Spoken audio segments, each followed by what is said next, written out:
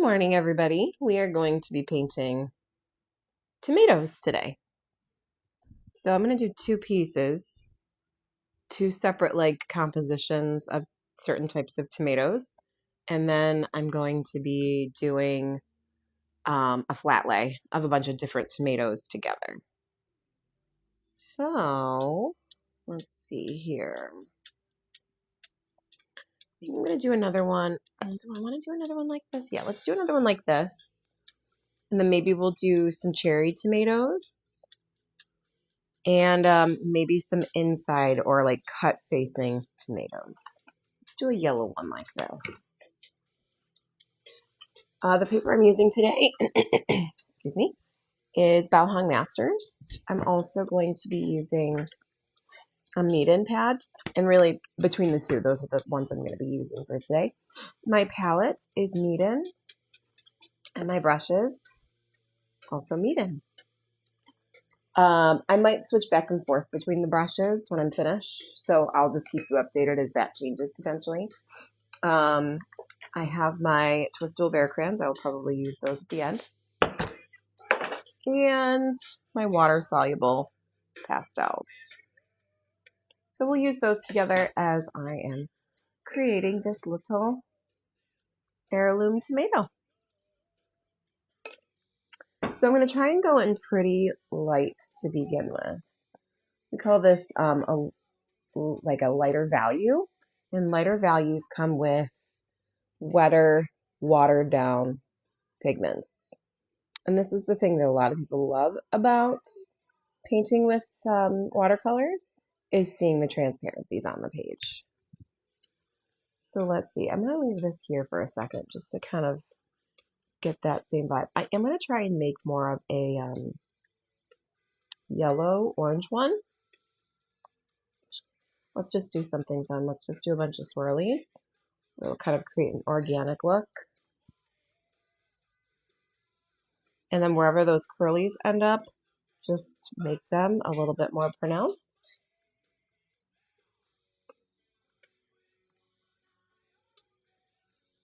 Like that. And we're going to just kind of like build up that color. It's going to look something like this when we're done.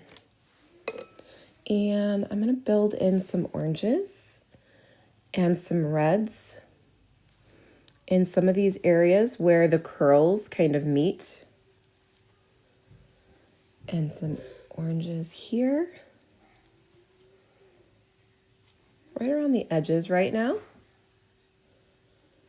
Some yellows.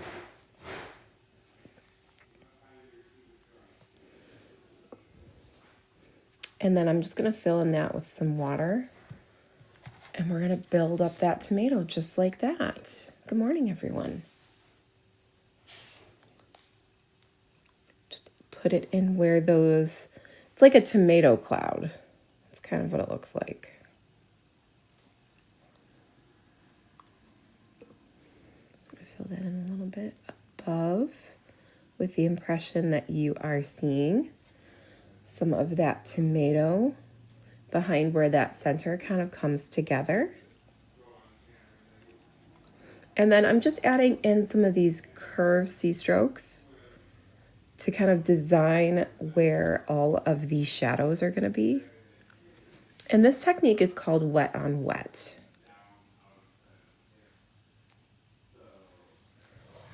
And you can see it's starting to kind of create its 3D effect. I want this to be fully like the closest part to you. So I'm just going to build this in kind of like that. And right now where the bleeds go don't matter so much, as long as you can still see some of these lighter bits. This is going to be an heirloom tomato. Something like that anyways. It's almost got a pumpkin vibe to it, doesn't it? So let's go ahead and add some top to it, and then we're gonna let it dry. So again, the brushes that I'm using today are Meeden. The paints that I am using today are Meeden. The paper is Bao, but it is sold by Meeden. And I'm just making these little stripes. Don't be afraid to add green to your tomato.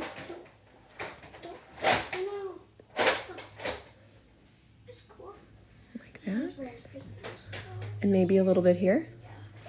Just play with it. Play with your colors. And kind of let it just kind of, from this point, I would let this dry. Maybe add a little bit more yellow. Hey, thank you, Sarah. Appreciate it. Okay, so let's let this dry. And we're going to come back to this in a minute.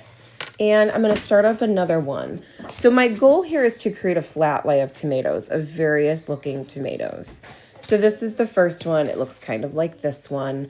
And I will build this up a little bit more depending on how this dries. Something, excuse me, something that you need to know if you're new to watercolor. I am. How are you, Kay?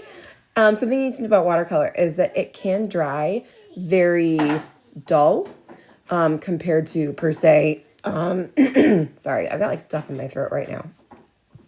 Compared to, say, like acrylic. Acrylic dries as it looks. It looks exactly like it is when you put it down. But watercolor, it's very vibrant when you put it down, and it can get very dull in the drying process. So, I know. Though, to be fair, Kay, that will start up soon. You almost have to be 2 months ahead of every holiday. And my husband likes to say that Halloween season has already started once July 4th was over. So, I'm going to let this dry, and I'm going to definitely come back and add more color to this because it's important to me that there are strokes like this where you've got kind of like these deep, shadowy kind of strokes in here. I don't want to lose this transparency because it's just lovely, but I want to build up some color on this. So, no, that's all right. I'm totally cool with it. I get it. When I started, it looked kind of like a cloud. So this time I'm going to do some more like cherry tomato kind of vibes. So again, I'm working mostly with Meeden today. This is actually a Meeden watercolor pad. Looks like this. Actually, maybe I should pin a few things. I'll pin my paper first because I feel like paper right now is the thing that's going to stand out the most. So let me pin my paper. So this is my Meeden pad. It's the same as the pad I used before, really. They use the same production standards as Bauhung does. So if you're looking between the two price points, I believe Bauhung might be a little cheaper, but they're both the same quality paper. Okay, so we're going to do, and just so you guys know, I do have a reference over here. I've got my Pinterest open and I'm looking at photos just to kind of give me some guidance. Okay. But as I'm looking here, I'm looking more for like a cherry tomato setup.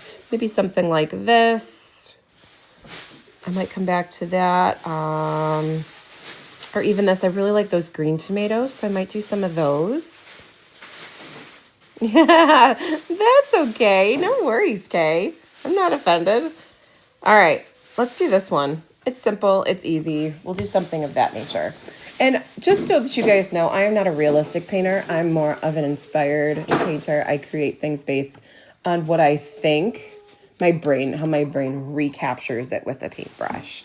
So it looks to me like, so looking at this again, the stem is kind of laying over some of these tomatoes. So if I do the tomatoes first, I know I'm going to actually do, I think, the tomatoes first in a really light way, like real watery, so that I can paint those stems over the top. And I don't have to worry so much about painting the background. Okay, here we go. So there's one here. It's just real light. Go in and make a bunch of circles. And they don't have to be perfect. They can be very wonky. Most plants are very wonky.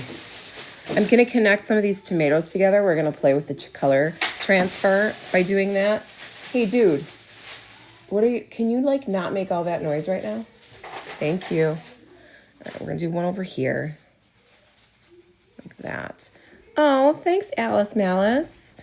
And then we're going to do another one here that's going to kind of overlap this one.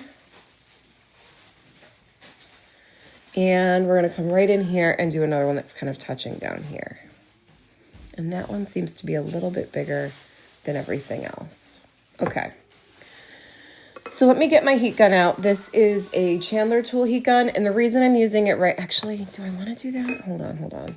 Let me add some more color to this. I don't want to get too crazy because I am going to kind of layer over the top of this with the stem.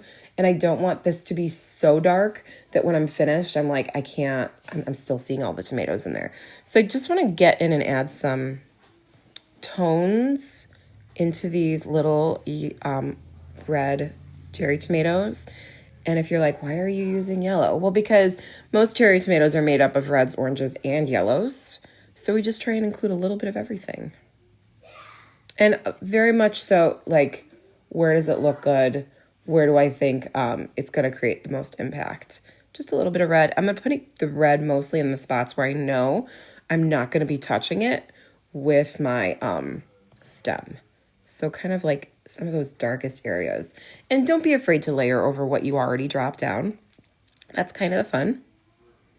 Add a little bit more here in these spots. And then I'm just going to create the littlest bit of contrast there and then in here as well, where those shadows or those curls might be, and then just kind of letting that sit. Okay, now I'm going to dry this. They look kind of like cherries a little bit, but they're going to build up into those tomatoes, I promise. And then just a reminder, we're doing just tomatoes today. So we just did this one. That one's drying up right now. I know, right? Anytime you put yellow and red together, or even oranges, it is such a vibe. So what are you up to today, Kay? Anything exciting? Thanks for all the follows, guys. I appreciate that. And the finger hearts. Thank you, Kay. Okay. You really only need 30 seconds because it's not super dry. Like, it's pretty dry, but it's not super dry. And remember how I was talking about before, all that vibrant stuff can kind of get dull pretty quickly. So this is pretty dry on this one. And when I come back to this one, I'm going to try and leave some of these things alone because there's such beautiful bleeds in certain spots. Like, I really like this bleed here where it kind of like it makes those lines out. I love this bleed up here. So when I go in and add more color, I'm going to try and not touch those places too much. I want to create a little bit of contrast to bring that like little pop of bloom out when I'm creating my piece when I'm done, especially even up here. See how light that is? And that's a cool little color there, but I want a bit more vibrancy on this. So once I get back to that one, that's what you're going to kind of see me do there. All right. By the way, my name is Christine Brown. I am a self-taught artist. I've been painting for about 5 years, and most of my learning has come from following artists on social media and taking online classes. I have very little background in a academic way.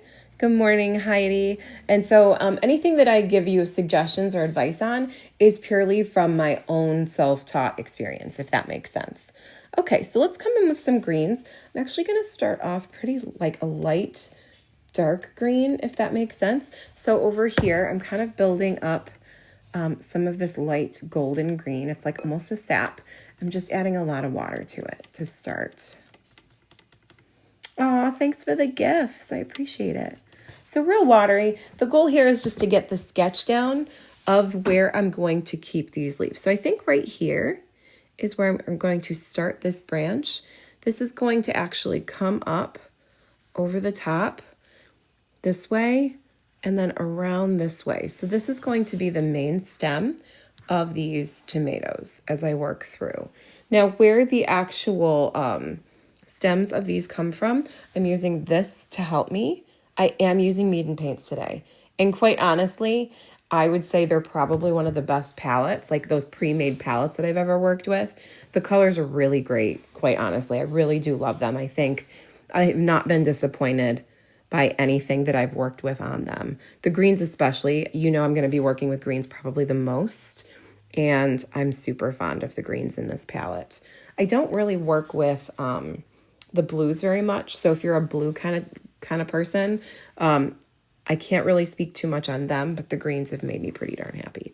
Okay, so this one's going to actually come, there's a shoot coming off this that kind of comes right to that point. And then from here, this one kind of pops down this way. It's got all sorts of weird bendies to it. This one comes over here to this point. This comes down this way. And this one comes straight down to here. Okay, and then there's a branch coming off the top over here that's kind of shooting down and creating some leaves. So we'll try and work on that as well. Okay. And don't ever, ever, ever be intimidated by using images or previous artists' work to create. The best thing I ever heard was from some reel or video where they said, why do artists worry so much about copying other people when musicians have to copy other people to learn? And it's expected. And everyone knows that, oh, they're creating Mozart's whatever, Requiem or whatever they're doing. It feels like that's supposed to happen. So don't get intimidated by the idea that you can't use other artists to learn from. You should always credit them, like give them the credit they deserve for creating something spectacular enough that you want to recreate it. But never feel badly about wanting to use someone's art to kind of inspire your own practice.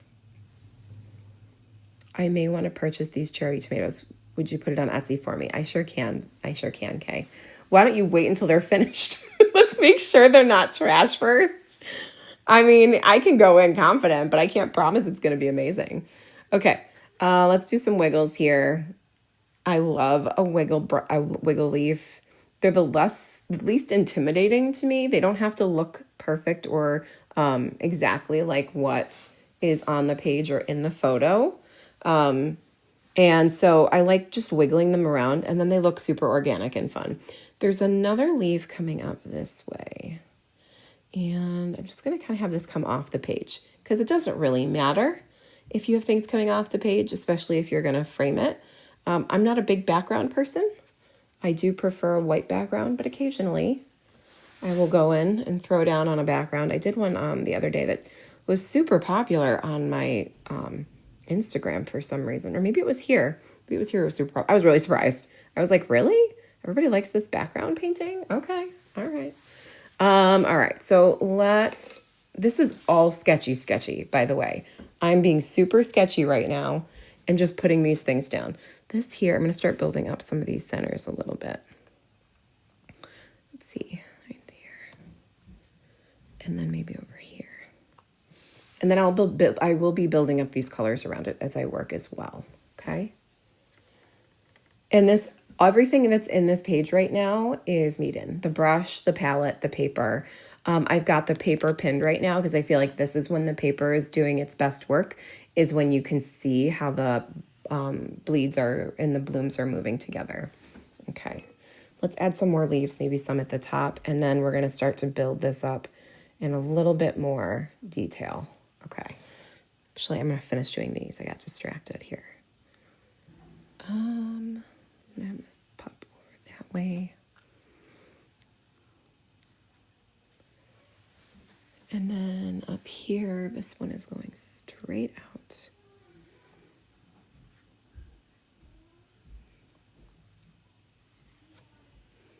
It seems to me that most tomatoes have about 5 little leaves coming off their centers. This one is going to come around this way. And then back here. It's super duper sketchy right now. Super duper sketchy. Okay. I love it just like that. Maybe I'm too obsessed with watercolors. Maybe, but I mean, that's why we're all here, right? Yes, always, Kendo. Just credit the original. Just credit the original. And the original photo that I'm using right now, speaking of crediting, is the person who posted it is Seda Zara Javin. So obviously, when you're on Pinterest, I think it's a good idea to also credit the photo you're using. I admittedly don't do that as much as I should. So, but yeah, that's where I found it. Let's start adding some more color. Wait, I did not do this one yet. Let's get in there first. And then we're going to start to let some of these greens do some little blooms together. Okay. One more here, I think. Or did this one have a tucked one? It looks like it had a tucked one. Okay, let's add some more light greens to these. I'm just going to pop it in a few of these spots and then kind of let it blend together. So I'm going to bring that down. I'm not going to use this color everywhere. I'm just going to put it in certain spots to build up some of that contrast. This one here seems to have stuff coming off the page. I'll also go in with that color in other spots where I haven't painted yet. And here.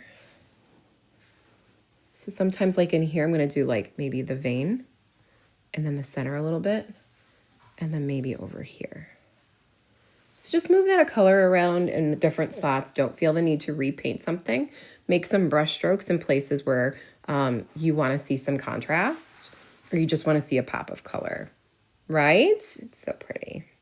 Let's do it over here too. Down here.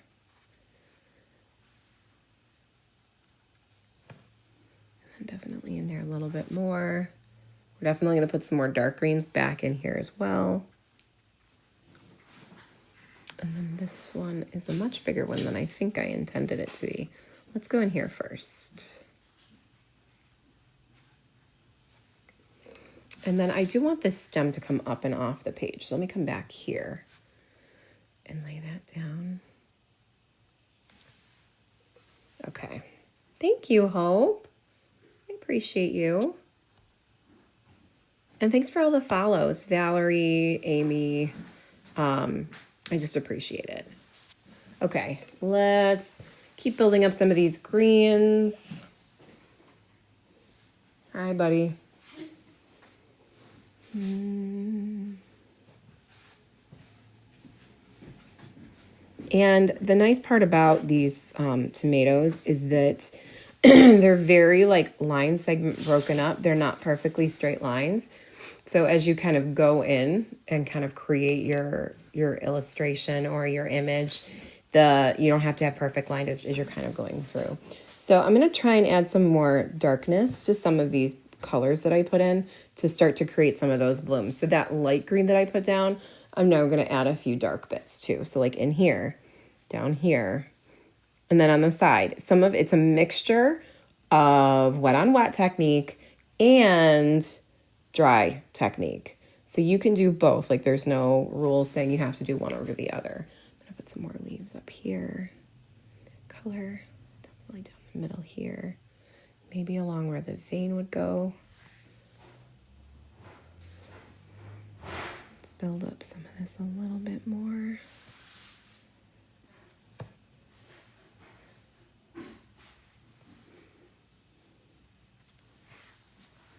Okay.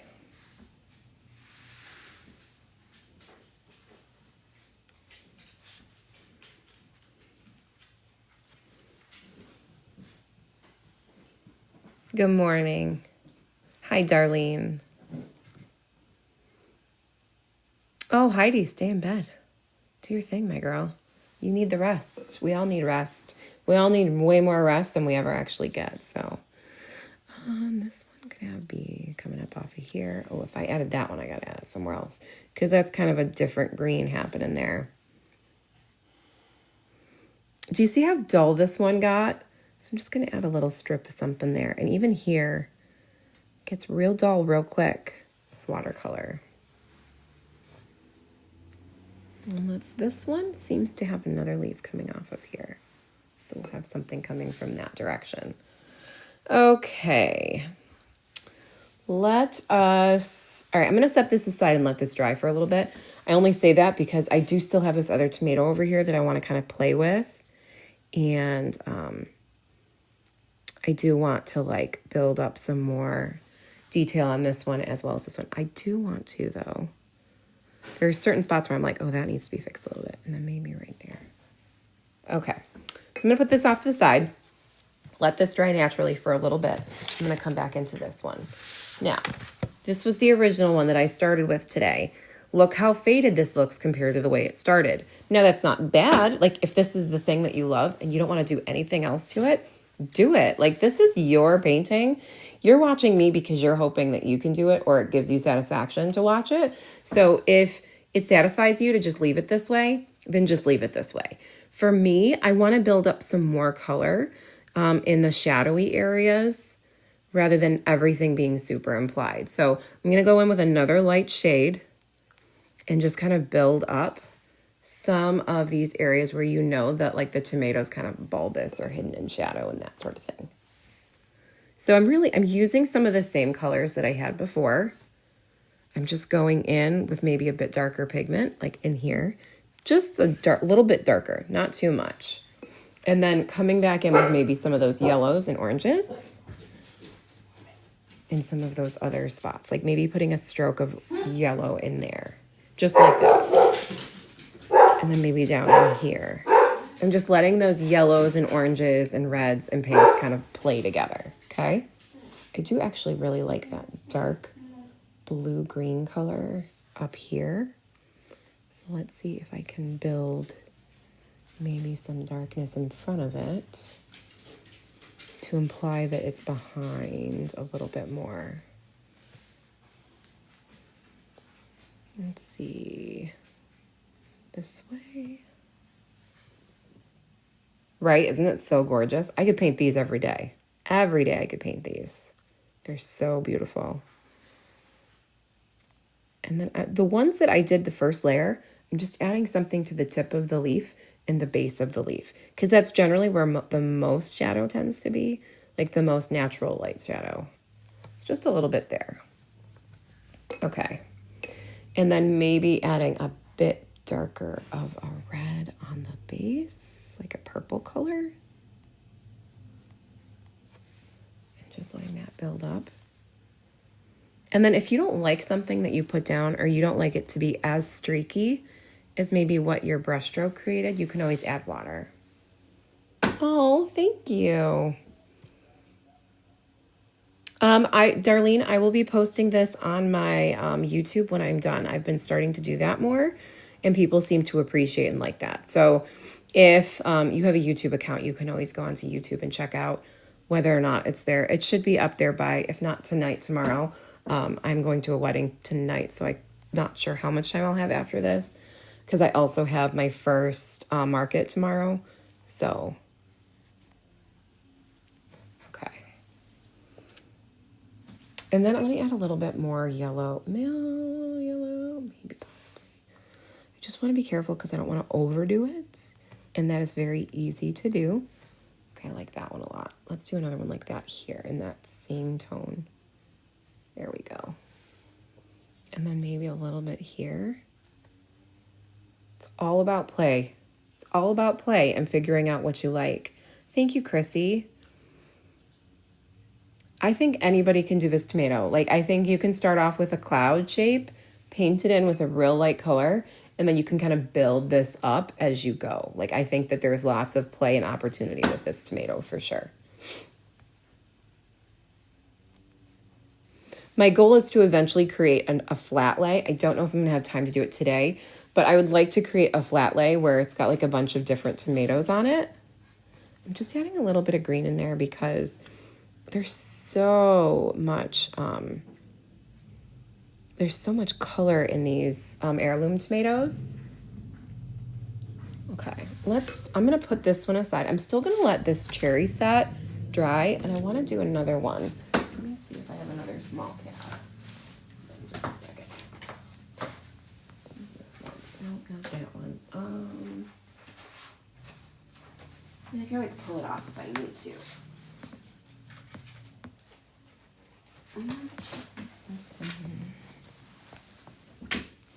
I've got some bigger ones. Sorry, I should be painting right now, and I'm like thinking aloud to myself. Let me pull this off with my palette knife. And then I'm gonna do another one. I wanna do a green tomato though. I wanna do a green one. Guys, I'm so anxious. Oh, did I get a little squish on that? I did. Do I have... I know I just bought some the other day, but I'll lift it up. Let me see if I can just lift that up because I accidentally dripped. All right, and then I'm just gonna lift. And it's like it never existed. Oh, thank you, Zena. That's so kind. Practice makes anybody better at anything, so... I don't think that there is any person who couldn't do this. I mean, I think some people are going to be more naturally better at it than others, but I don't think that if you are passionate enough, if you want to enough, if you're willing to put in the time and be forgiving of yourself, I think anybody can do this. This needs, I'm looking at it as it's drying, and it doesn't have enough red in it, so I'm going to add just a little bit more red. I added a lot of pink to this, and now I'm like, I need some more red. Here we go. A little bit more red.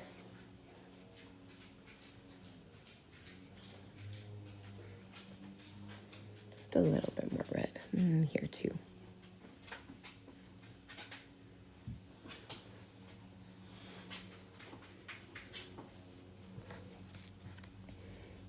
And then let's just make sure that it's evenly distributed in certain spots. Wait, what sounds amazing? Oh, I know, I want a tomato too. Heirloom tomato sandwich on toasted Wonder Bread with a bit of mayo and black pepper. Ooh. I do like tomato and avocado together a lot. I like putting them together as a salad, or even like with cucumber. I know sometimes the mozzarella is kind of a kick too, but I love cheese. Please don't misunderstand me when I say sometimes you just don't need the mozzarella. Sometimes the tomato's enough. I love cheese so much, but I actually love heirloom tomatoes with avocado and cucumber and a little bit of olive oil and salt. That's my jam right there. I love that. Ooh, is there an antipasto salad going around? Is it like viral? Should I check it? Yeah, burrata's so good. It is a meat and brush, Darlene. I love my meat and brushes. They're like my favorite right now. Okay, so I want to do a green tomato because I love them. They're just so like vibrant and cultural, and I just love them. I say cultural, I'm thinking like southern, like green fried tomatoes kind of thing. So let me see if I can find a green tomato. Let's see, heirloom tomatoes, green. Have you seen the purple ones too? Those are super good too. Ooh, that one's super interesting. Let's see. Okay, so I'm looking at this image right here that Francesca posted. But this one looks like something I could try and do. Do I have enough light greens for that? Yes, I do. I'll make it work. Let's do a couple of those. And then when I'm finished with this one, we'll go back and we'll work on those cherry tomatoes that we were working on earlier. Okay, so this one's got a lot of lightness to it. I gotta just make sure I'm making enough of a watery mix here. And notice, I am not precious about my color mixing. I know some people are. I don't have a very, my background is unprofessional. My background is self-taught. So anything that I do is not something that everybody would recommend. This is just what I do to stay true to my journey and to keep painting. Because sometimes you can get caught up in the rules and then you beat yourself up and you don't want to do it anymore because you don't think you can do it. So I would encourage you to maintain whatever your practice looks like should look like what it's going to take to maintain you continuing to practice, you continuing to kind of create. So I'm going to do a couple of different kinds of green tomato here. I'm going to try and do some full ones and some sliced ones. So this one is going to be a sliced one. And this one's going to have a lot more light in the center. So I'm just going to add some water. Okay, and then I'm doing let's do another sliced one. Let's do a couple of sliced ones. Let's do that, and let's do a babyish one. Maybe over here.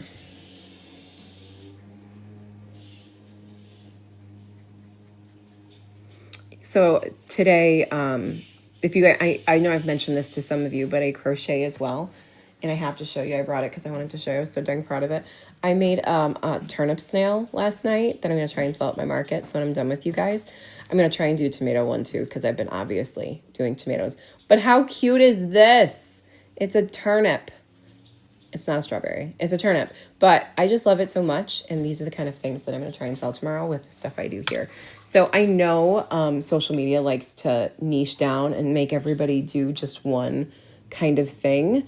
But I would encourage you to not feel bad if you do multiple things and to not let it stop you from doing multiple things because I think you can do all the crafts. And I think a lot of us who happen to be maybe leaning towards neurodivergent or just like to create lots of different things, I think we should. And I don't think we should let a social media app or a social media search engine prevent us from doing that. So I just wanted to be clear. I learned how to watercolor during the pandemic. I was very overwhelmed with, oh my gosh, that looks amazing. Do you like it? I love it so much. Here, can I show you? So my daughter got this little kit from Michael's the other day. And it's a balloon dog with acrylics. And it's a color by number. Isn't that the cutest? I love it. Can I make a suggestion? Mm-hmm. Let it dry and paint it again. So it's not one layer. All acrylic paintings have at least 2 or 3 at the minimum. Okay, so that way you're not seeing the lines and stuff underneath. Oh, and then my son did a little mushroom painting. Is that the cutest? Super cute. Thanks, buddy. Thanks for sharing. Okay, let me go back and read the comments. Beep, beep, beep, beep, beep. So yeah, so anyway, I learned how to watercolor by basically trying to escape my job and my family while still being in my house. And I found so much pleasure in learning how to create with paints, which I had never really done before. I had done paintings on ceramics with my mom growing up. So my family was very crafty, but I never really engaged in it in a watercolor way. So I was looking for something that I felt was easily accessible, that I could do, that I could make really pretty things. And I found it. And I have not stepped away.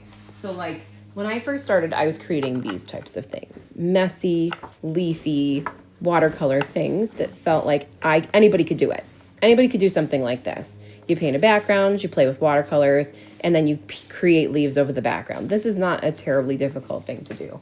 Okay, I'm not doing this right now, dude. I showed them once. I need you to go for right now, okay? So in doing that, I found things that I could create that I felt proud of when I was done. And then after a while, I started to realize I could be better. There are more things that I could have created. And I learned. I spent all of my time taking online tutorials. Either I did Skillshare or I did, Tamara Laporte is known for having like year-long watercolor or just like portrait workshops or trying to think. There's that, I don't remember her name. I know her name is Karen. She does like portrait stuff. I think Tamara Laporte does more mixed media. I just learned. I learned. And eventually I leaned into watercolor botanicals more than anything else. And now I'm just kind of trying to get people to engage in the content too, because I think there's so much to gain on a personal level by creating. And maybe it's not watercolor for everyone, but I'm telling you, it's highly satisfying to put water to paper like this and then watch the colors move, and watch them play with each other. And it will take time and practice if you've never done it before. But for anybody who's into it, I know like people who are professional artists are like, it's like the hardest medium. Well, I'm sure it is if you have to follow all the rules. I just don't. You know what I mean? Today is 200 of my 365. I don't know what to draw. Oh, Heidi, my brain feels bad for you. It's just so much. It's so much pressure. Did you see my post where I said just walk out your door? Walk outside your door and find something that you would not have thought of painting. And it doesn't have to be urban. It could be anything. I did that yesterday and I posted it and I have not painted anything from it yet. But apparently everyone wants me to paint my hostas because I have huge ones and they're amazingly beautiful. But holy crap, it's a bit intimidating. Okay, this one needs to have a little butt on the bottom because, and then I also need to build up a little bit more of this base to give it a 3D effect. Like that, I think. It should be bigger.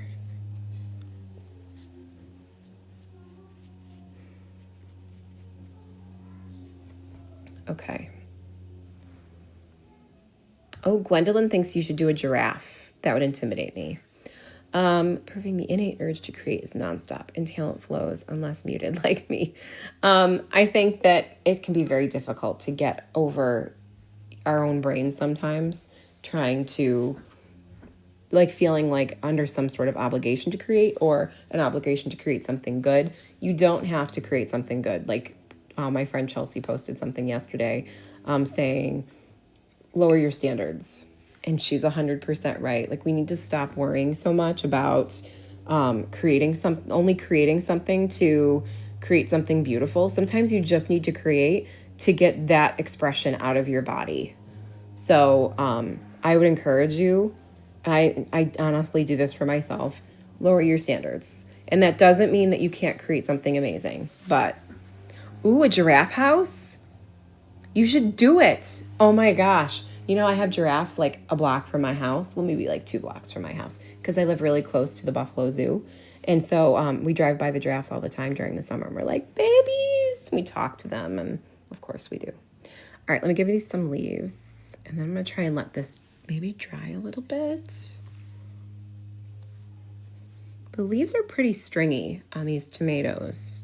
Or at least not the leaves, like the, not to be super, like whatever these are called, the stems, the stemmy parts, the leaf stems. And this one's going to have, I'm not even sure what I was doing with that one. This is a butt. So this is going to be the butt part right here. This one is going to be something like that one. I think I'm just going to do another one just like that here. So let's create more stems maybe off of this one going this way.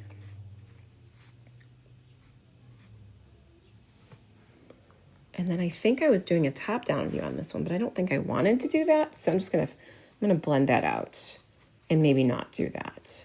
So if you do something, you're like, oh, I ruined it. That's fine. Just add water. You can play with it. Coming back and looking. There's always an ugly stage. Always.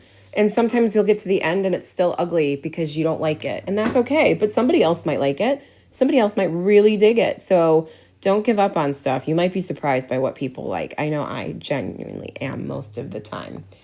Okay, this is pretty puddly right now, so I'm just gonna pick this up a little bit with my Meeden brush. Okay, let's see here.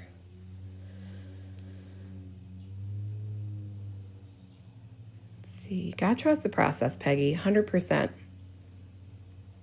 Oh, spite houses? Oh, thank you, Peggy. Sorry, I'm just reading from the top up. Okay, so from this point, I'm going to come back into this guy right here. I think I'm going to keep using this green, but I'm going to darken it up just a little bit. I'm going to build up kind of that. I want there to be... I want the stem to kind of come off the top over here in this area, but I feel like I'm not really thinking fully as I'm going through. Okay, I'm going to go in and just like lighten this up with a paper towel by just dabbing. So there's no more puddles. And then I can kind of go back in and play with it a little bit more because I feel like that's getting a little out of hand and I'm not entirely sure where that's going. So let's come in here a little bit more. I'm going to build up some of those insides. They're like little hearts on the inside, which is super cute. I do want this to be a bit thinner though. Here we go. Okay. And then same here. A little bit thinner. And then I'm going to try, because I dried this up, so I'm hoping I don't really ruin it this time. We're going to build up our stems here. It's a little darker than I wanted to be. That's okay though.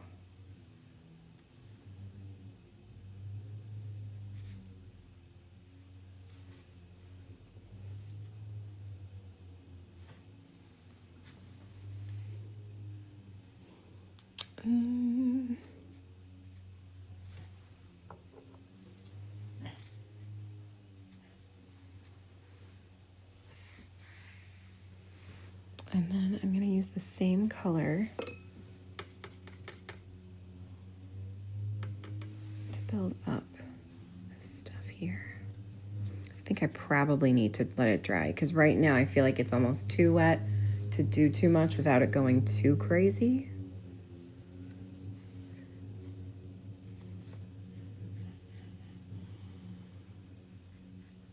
I just heard my dog sigh, like their life is so hard. Because you know it is. You know they think so. This paper is Bao Hong. And then the other one that I did with the cherry tomatoes is Meeden. And then I have another one with Bao Hong. So just so that you guys know, Bao Hong and Meeden are made with the same paper production standards. So they're basically, in my mind, the exact same type of paper. They're just packaged differently. So if there's one that has a particular size or a particular price point that you prefer, they really are exactly the same in my mind. They're just differently packaged, if that helps you.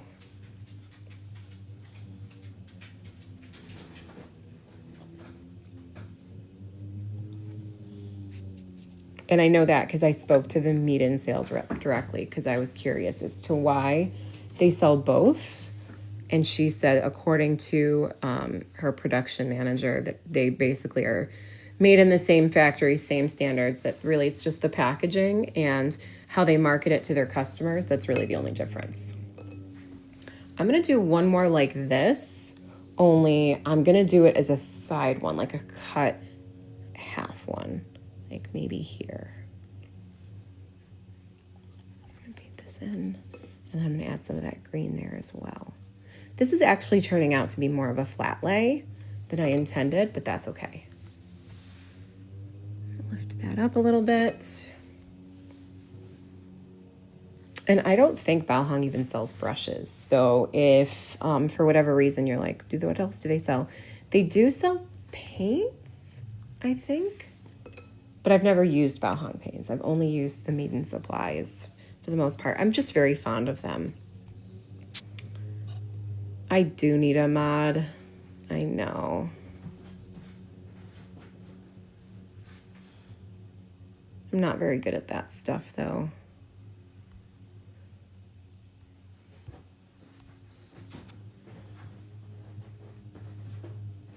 They are basically the same thing, okay, for sure. Angela, you need to go. You're just too much today. I'm sorry, my dear. But you need to go for today. There we go. You are now muted. Sorry, my friend. Okay. Do you know the name of on Etsy? This name, you can find Fluffy Pigeon over there for sure. Yep. Oh, thanks, Maddie. Reach out to me and we'll plan. For right now, I'm just going to leave it the way it is. Okay, let's let this dry. No, let's not let this dry. I'm going to add one more thing. I want to whiten this up just a little bit. Or maybe add a bit of darkness to it. A little bit more darkness here. So that looks a little bit more white. And then I'm just going to clean that out a little bit. Oh, bye, Kay. Have a lovely morning. Let's add a bit more darkness here, just a little bit. Just a little bit. Yes, there we go.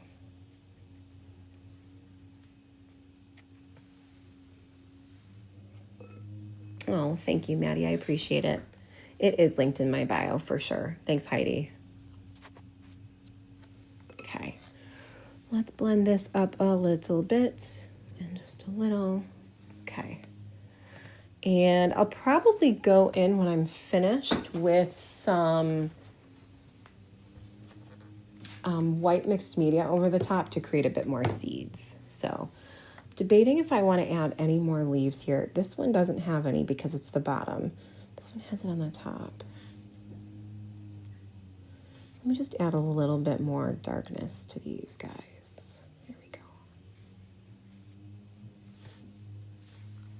And thanks everyone for being here and for all the follows. You guys are awesome.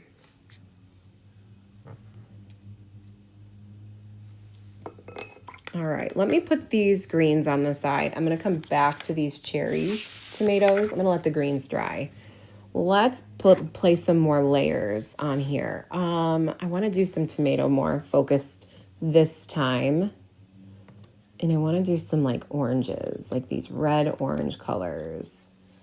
So let's go in here. We're just gonna shape this up with a bit more like, so basically, just to be clear, as I go through, I really add layers that are thinner on top. So you might see me add some like shadow line work and then maybe some like thinner brush strokes over the top to kind of maintain some of those color values that were originally laid down. So if you're like, what is she doing? Like, why is she so brush strokey? Partially because I just like it. Also because I don't want to lose all of the tones that I initially put down. And you can go in as light or as dark as you would like here. Sometimes I go too dark and sometimes I go too light. If you go too light, you have a better chance of pulling back a little bit later on and adding more layers to pump up the tones.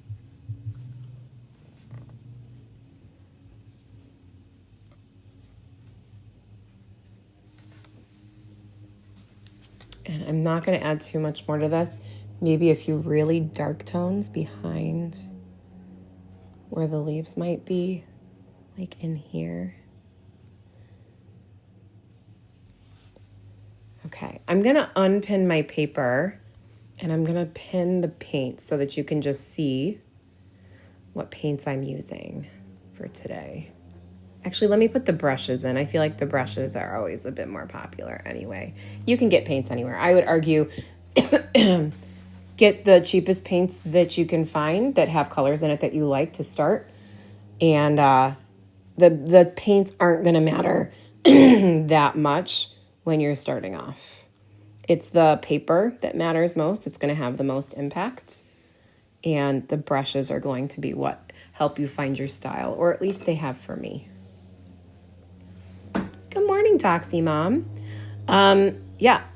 Yep, you got it, Chef Nate. Is it Chef N Main?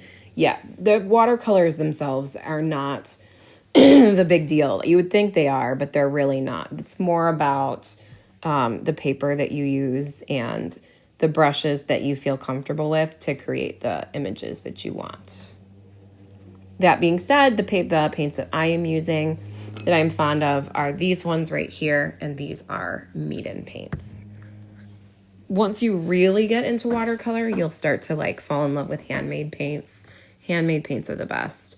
But I spent way too much on them when I began and really had no idea what I was doing. My husband wasn't thrilled with me, but you know, memories you can laugh at now, you know?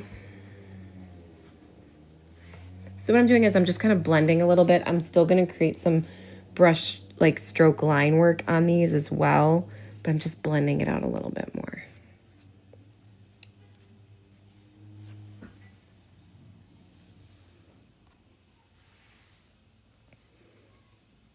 I know, CJ. I know, but you got to have them in stock for me to buy them. No, I'm just kidding. I did see some the other day. I was actually looking at your stuff the other day and I was like, ooh, maybe. But I think I'm just going to wait until you like throw down a new palette and try and like beat the crowd, you know? Okay.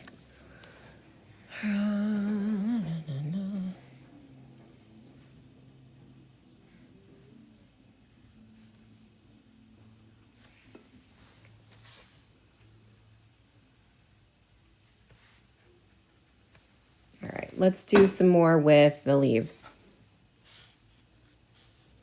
and the stems, actually.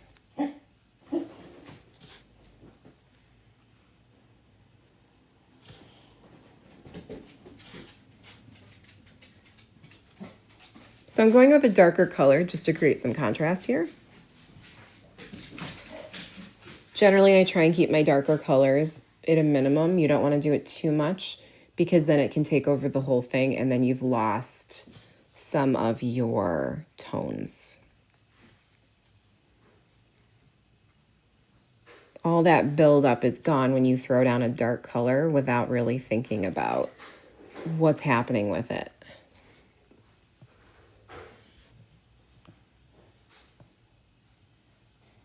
Really? That makes sense. Oh, thank you, Contorted Colors. I would love to. Okay, I'll check your stuff out, CJ, and I'll let you know. Okay.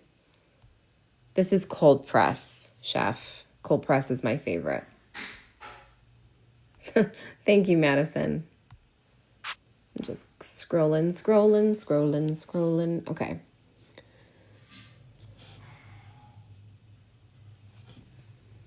And then once you get confident, you'll move faster like I do. I think I've learned to pretend to be confident, and then I start to like create in ways that I didn't think I could.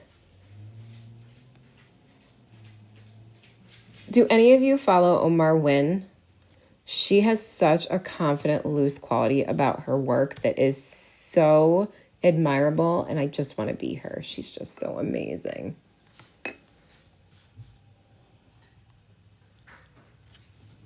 Okay. Your U-shaped details are your signature. You mean like these lines? Is that what you mean, Doxy Mom? It's funny. I feel like I found my style once I found a dagger brush that I liked. And then once I realized that I don't need a dagger brush to have that loose brush strokey kind of vibe, I could really just do anything with it and still maintain the style that I have. It just helped me find the movement that I wanted, you know? It's funny how that worked out for me because it feels like such a mystery for such a long time. You really have no idea where you're going or what you're doing. And if you're in it for a while, you're like, I don't know how to find my style. I don't know what that means. I don't know how I would look for it or figure things out. And honestly, I would argue I did not know for myself what that even was until I would say within the last 6 to 12 months. I knew that people recognized my work as botanical mostly, but I did a ton of Christmas stuff over the holidays. And during that time, I just learned a lot about myself by doing something different, you know, trying out something that I hadn't tried before. Also, I just love cute things. Cute things are my faves. I'm probably overworking these tomatoes, but I'm going to move this over. I need to. I'm sorry. Okay, this one I think is almost done. This one's my favorite right now, I think. Just a few more brush strokes in here with just this red, I think.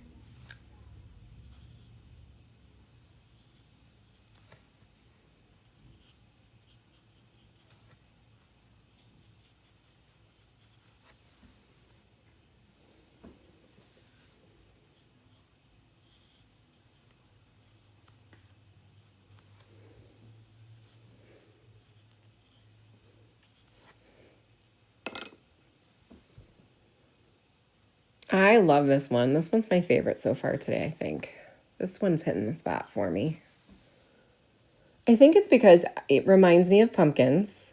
And I started off with a squiggle that was like a cloud. And that was so satisfying to just go and go blah, blah, blah, blah, and then build up the tomato around the squiggle, which was super fun for sure.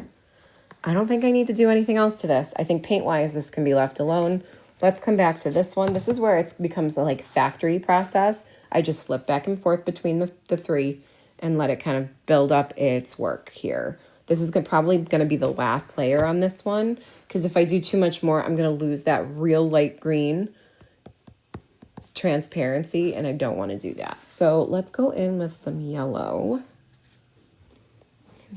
Oh, that ends up looking more green, doesn't it? My water is so dirty right now. I'd apologize, but it really doesn't matter. To me, it doesn't anyway.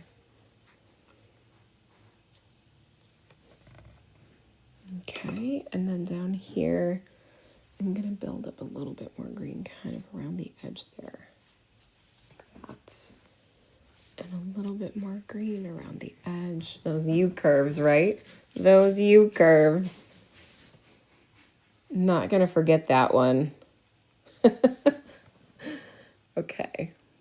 And then maybe a little bit in here too, because that's going to be the shadowy area.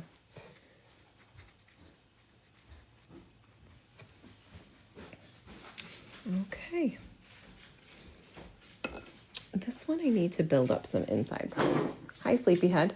Is your hoodie on backwards? Is that on purpose? So you can cover your face with your hoodie? Oh, that's so cute. That is very cutie. Can I bring her in your room? Yes. Just as long as there's nobody else in there, like no other animals. So kick out all the animals and then go do that. Okay? Where are the rest of them? I don't know. That's not for me to know right now. That's for you to figure out. If you want to take her to my room and let her explore. No, not her, like the rest of the family. I have no idea. Maybe outside. I'm not sure. That's my dad. All right, I'm still living, so scooty doots, my dear. You use a a brush rinser? Let's see.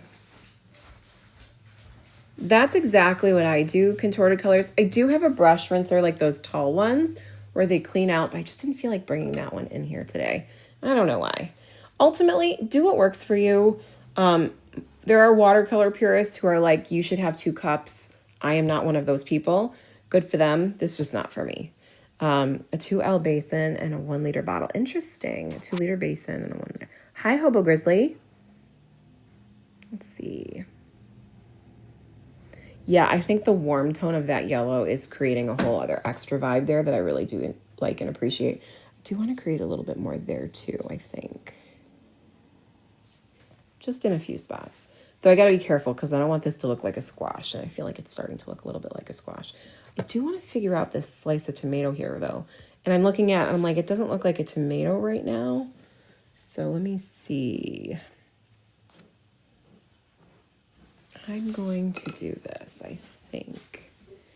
I'm going to take some of this yellow and build it up like that. And then maybe lift some of that out as well. I'm like looking at all these tomatoes on my Pinterest and I'm like, ooh, I want to make that one and I want to make that one and I want to make that one. I'm not going to do it all today. I have stuff to do. But it makes me think about like, you know, like the tomatoes where like they're half green and half red. Like the bottom is green and the top is red, or the other way around.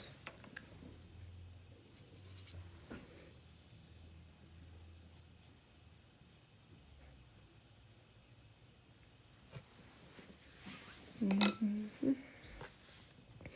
trying to lift just this one section here, but it's probably not dry enough. So just so you know, like off camera, I'm squeezing the water out of my brush to lift up some of that paint.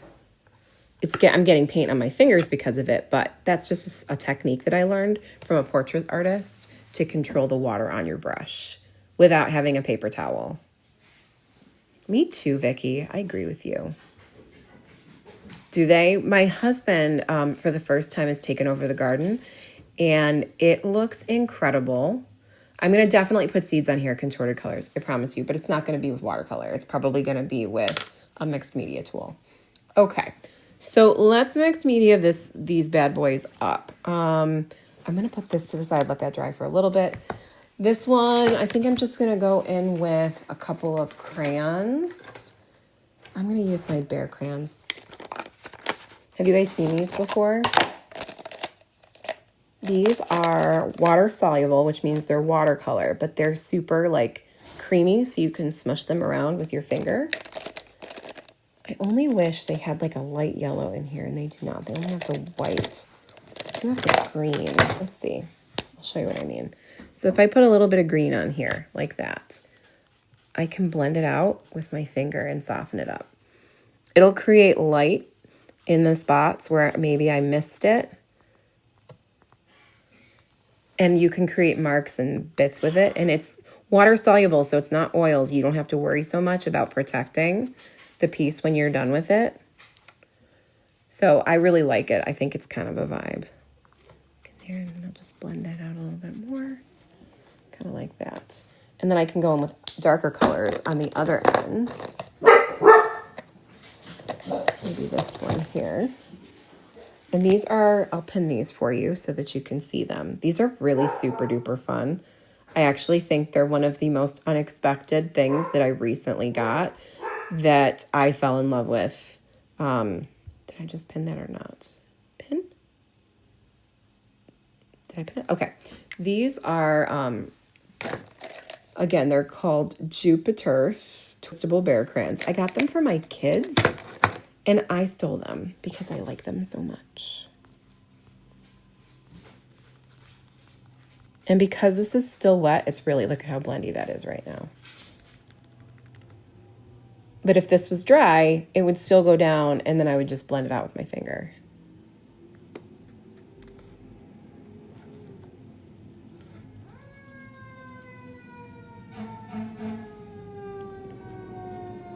Just blend that out with my finger, just like that. Okay, let's grab some, let's do white, just to show you. So like in here, if I color that in white, and I dab it around, because it's still wet in there, it'll just blend in a real like soft way that adds light to sections that maybe weren't really there before. If I overdid something, it's kind of a fix, right? Like look at the light that's now there that wasn't there before. These are honestly my new favorite mixed media tools. I love them so much. I don't think I need one on that one. Maybe there. I can add them to the leaves. It just creates more of that 3D light tone. And, you know, because I'm not a watercolor purist and I'm very much a fix it so you love it person, I like adding these mixed media tools over the top because I feel like where you may have lost the light in a piece because you quote unquote overworked something, they stay sharp. Yeah, I've not had any problems with them because they're like watercolor. They stay as sharp as watercolor will stay. Could you spray this down and protect it? Sure, absolutely. But I would argue because this is just like the watercolor, they'll maintain their color just as much, or the light fastedness as much as regular watercolors do.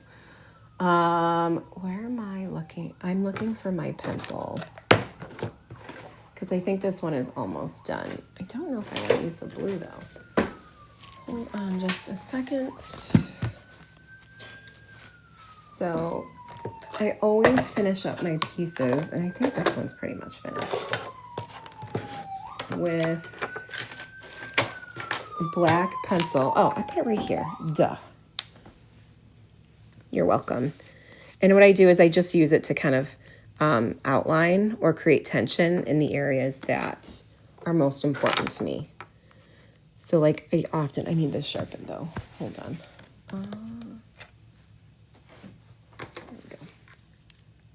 This is also a watercolor pencil, but it's very, very, very pigmented.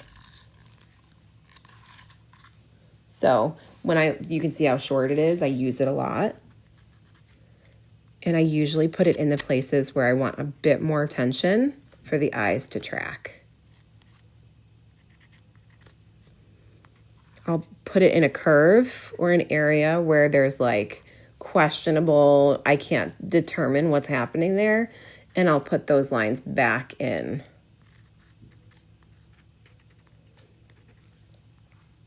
I'll also doodle around sometimes the things that I make to create more of a mixed media, negative white space kind of impact.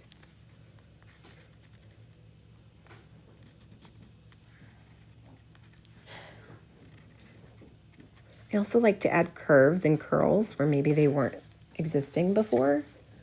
It makes the piece look more raggedy, but I like that about it. It feels less precious, and that's important to me. This is a Stabilo pencil. You can use it on glass. You can use it on paper. You can use it on wood. It is water soluble, so if water gets thrown on here, it will potentially make a mess. So you want to make sure it's like the last thing you use. That being said, there are some people who do like, graphite portraits, where this could be a totally cool tool to use, where you're blending out and using all different tones and darks and lights and shadows and all sorts of stuff. So That's kind of a cool thing to think about when you're kind of creating this way. And then like right in here, it's kind of lost the stem a little bit. So this is where I might build that stem up a little bit more again. Kind of like that. And over this way, maybe I want the stem to be a bit longer, or maybe I want it to be a bit more jaggedy. Add a little doodle on the outside to imply that it is.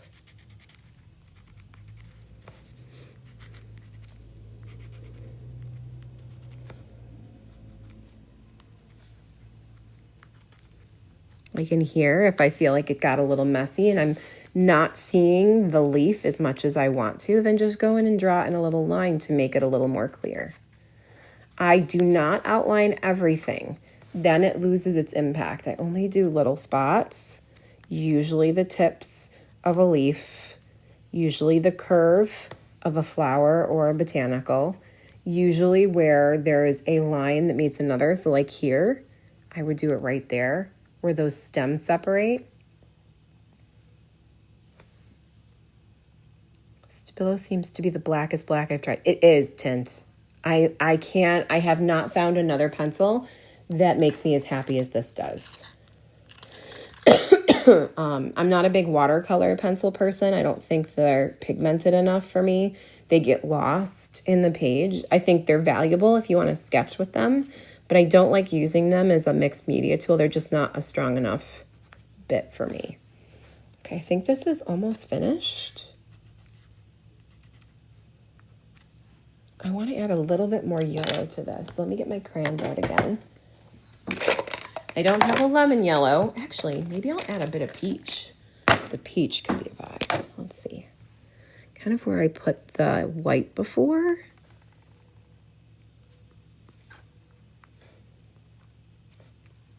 Kind of like that. Ooh, I like that a lot, actually. Maybe I could put it in the leaves, too. Yeah, I like that peach. I still want yellow, though.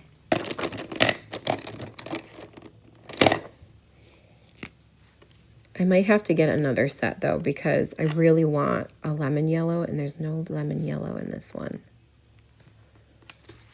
Look at how much more interesting that is. It just brings that light right back the way I wanted it to. Okay, I think this one is done. Okay, I'm going to put this. Actually, let me sign it. I always sign it in my Stabilo. I don't know why. I really don't need to. I probably should use pen, but it kind of matches with the whole scribbly vibe, and so I kind of like that about it. So that's cute. Doom Scroller's not here right now, but I'm going to save this for her. She said she wanted to buy it. I don't know if she still will, but I'm going to save it for her. Okay, this one. Let's go ahead and play with this one. I think I'm going to go right to my crayons again. And I'm going to start off with an orange color, my silky crayons. I don't need it everywhere, just in a few spots. This is like the most fun part, let's be honest. When you get to color, nothing feels as good as coloring sometimes, you know?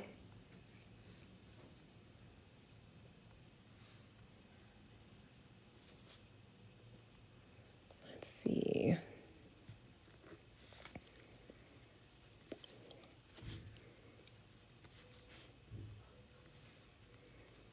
I'm adding this one in the spots where you might see a bit more shadow or where the lines are happening.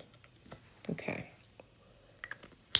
Let's see about a red, or do I want to do a pink? This has some pinks in it for sure.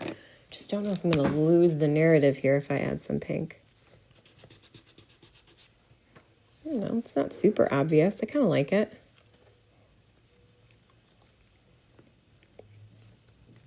Okay. And then let's do a red because, of course, I like that those greens that I put in are still there.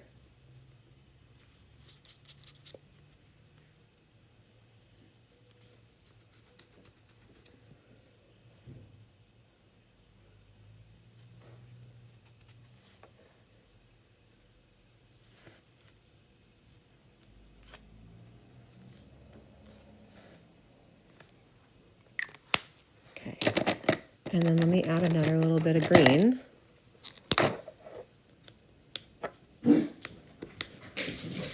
what was there. Okay. And then with my Stabilo pencil once again, we'll go in and we'll just bring it all together.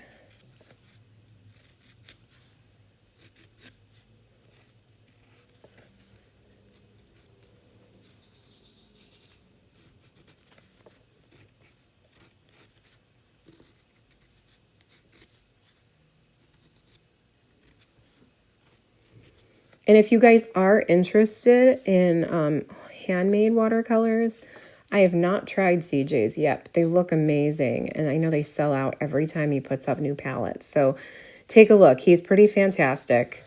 He does his own lives as well. He'll show you how he creates the paints. He'll show you how he swatches the paints. He will show you how he paints with the paints. He does all sorts of really cool things with them. So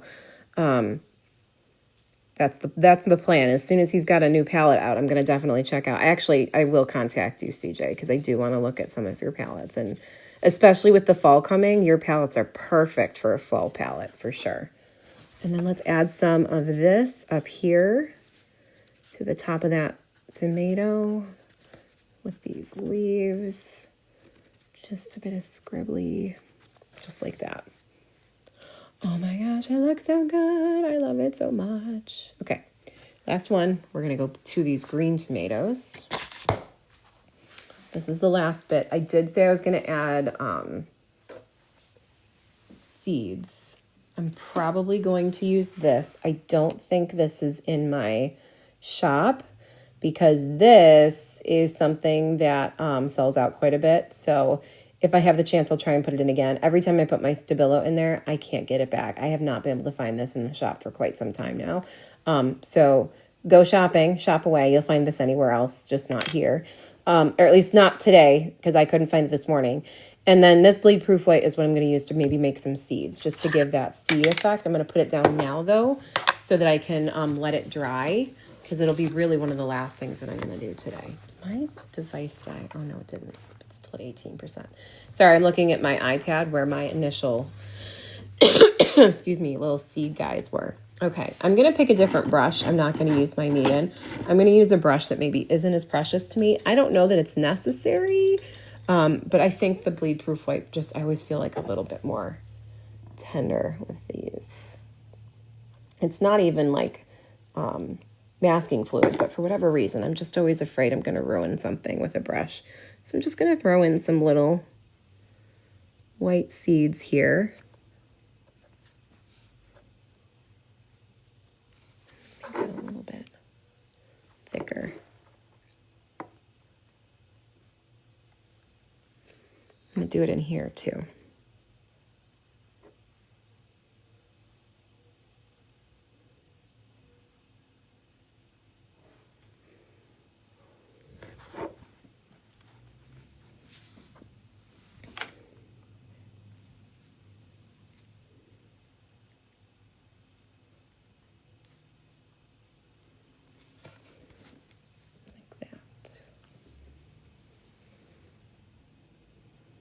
All right, just a little bit, nothing too precious or intentional, just throwing it down.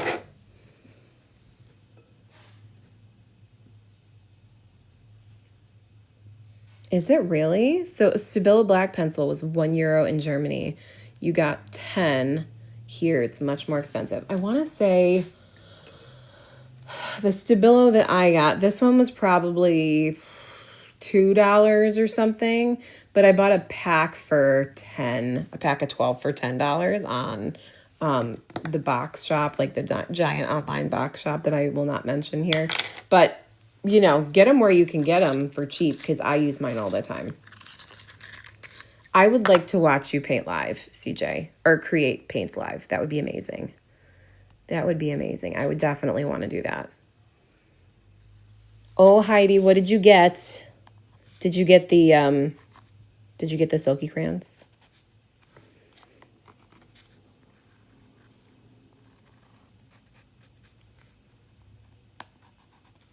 All right. So this is my last bit, guys. I'm just adding this in. Oh, do I want to use the crayon? Maybe I do want to use these. I forgot to put in the silkies. Come here, silkies. My silky bears. just to create. Oh, I forgot. I got to put seeds in that one too.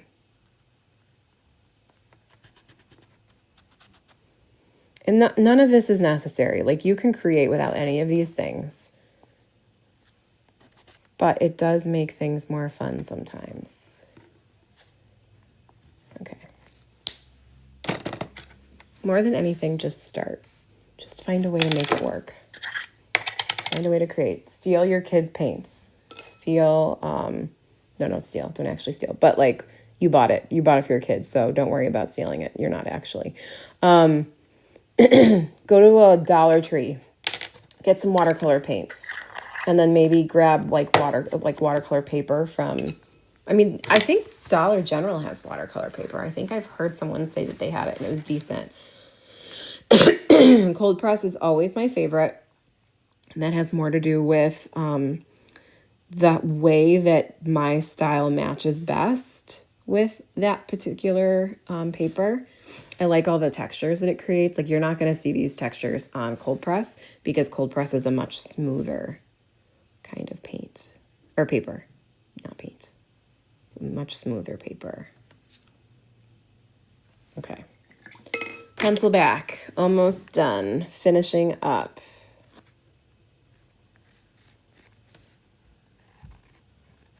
Do you see how I kind of doodled outside of the lines there that I painted? I like to do that. That's fun.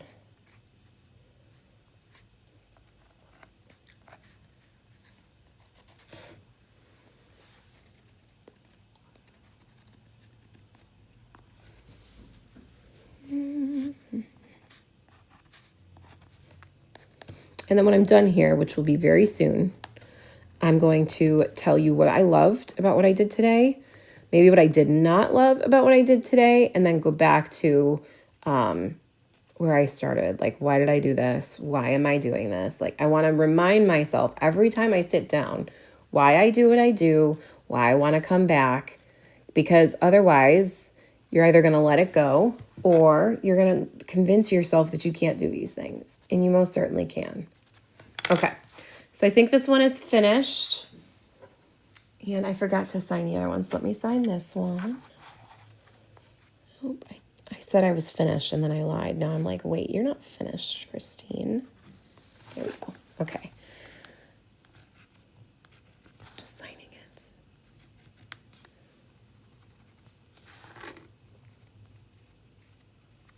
Here we go. That even looks better. Okay. And so we've got our green tomatoes. We have our red cherry tomatoes. And we have our giant, maybe it's a beefsteak, or maybe it's just an heirloom tomato. But we've got our giant one. So this one's my favorite from the whole practice today. I loved doing this one. I loved how it started. I loved how it built up. There wasn't a single moment of making this where I didn't love it. So I could paint these over and over again. This one's my least favorite, actually. I think I overworked the colors. I feel like I went down too dark in some of these spots, but I feel like with the Behr crayons, I was able to bring it back for myself. These silky crayons were able to bring some of these light contrasts back into the piece for me that I really love and appreciate. So while it's still not my favorite, it's still my least favorite of the three that I made. I feel like I came back from a lot of ugly stages on this one. And I honestly think the biggest part is because there was like this stem came down and then trying to build up around the stem, in front of the stem, behind the stem. I think that like got in the way of me feeling as confident with this as I would have liked. But I do love how I kind of finished up the top on this one. I think this was a happy surprise. I did not plan to do this one. And while I feel like I need to work a little bit more on the inside of my seeds, I think the colors on this turned out great. Actually, I think this one's my favorite. I think just adding that little center to the bottom of this butt on this tomato really just hit the spot for me. So in doing this and having this conversation with myself, I have now reminded myself of all the reasons that I should paint because this is fun. Like, I like looking at the things that I've done and feeling proud of them. I like walking away knowing that there's something that I fixed or that maybe still needs to be fixed for next time. I just need to remind myself, don't go in so heavy on those colors. I know it can be really fun, but sometimes it can overdo it, and then you've got to find a way to fix it when you're done. But that seems doable, right? Like, I came back from this. I don't come back from every painting I do, I promise you. And this was an unexpected, spontaneous kind of creation that made me happy, that I look out and I'm like, okay, maybe work on the seeds a little bit more. Like, even right now, I'm looking at these seeds and I'm like, maybe I just need a bit of shadow on some of these seeds to maybe like them a little bit more. Like, already I'm like, oh yeah, that's definitely part of it. But you don't get to this, like, you're never going to improve yourself if you don't take time to sit back and look at the things that you did and genuinely, in a positively proactive like way, have a conversation with yourself about how to make something better. And I feel pretty good about this one, even though there were times I had that like, oh, like this one especially, I feel like I almost screwed this one up way too many times, and it turned out pretty okay. So I'm pretty happy with it. So I hope that you guys are able to kind of walk away feeling either inspired to create again if you haven't painted in a while, or inspired to create today, even though you'd convinced yourself you weren't going to, or maybe tomorrow if you don't have time today, or just inspired you to keep going, like keep doing your thing, because I think it's worth it. I think the value far outweighs the frustration. And I'm so excited, CJ. I can't wait to see what you do and all the things that you paint and all the things that you create with your paints. It's so cool.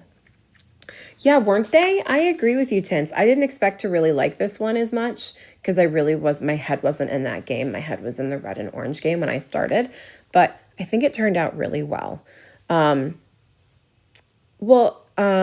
Totiana Reels, just, you can, I don't know, here's my suggestion. Post it in your stories and tag me, because then I can see it that way, okay? So if you guys ever create something, post it in your stories and tag me. If you want me to see it, I'll come and check it out. I would absolutely be happy to do them. You love them all, Heidi? I'm so glad. This one feels so distinctly different from these two. These two feel on par with each other. This one feels a bit more messy, but I still kind of like it. You can put it in the comments of one of my posts as well. I don't know why we're not allowed to send each other photos via Messenger, but it is very fun. Oh, thank you so much. Thank you, Mary Margaret. Yeah, we can comment photos. You're right, CJ. I keep forgetting about that for sure. You love the small ones, these ones, the cherry ones. I want to practice these more. I feel like I could be better at it. Thank you, thank you, thank you, thank you. You guys are all awesome. So I'm going to end this live. If you're still interested in any of the things that are in it as far as supplies go, you can always check out my shop. And I will not be here tomorrow during the day or in the morning, but I will be here tomorrow night. Chelsea and I are painting. Chelsea Designs and I are painting. And I'm taking a step away from botanicals, and I'm going to be doing starfish and sea creatures, maybe some coral. She just has been making the most amazing starfish, and I'm super tempted to try. I've never painted them before, and it's kind of like the tomato. It's got all the colors and the like squiggles, and I just feel like it could be so fun. So thanks, Heidi. I do have my I do have my shop tomorrow, so that's going to keep me busy for most of the day. But all right, my friends, I will see you again soon. Come check us out tomorrow for our watercolor water topic ocean vibe. Again, tomorrow evening. I don't know if we have a time pinned out, but pay attention to my stories. Yes, they're so fun, Heidi. And pay attention to my profile page where I always post the time of my next live. Thanks so much, guys. I'll see you again next time.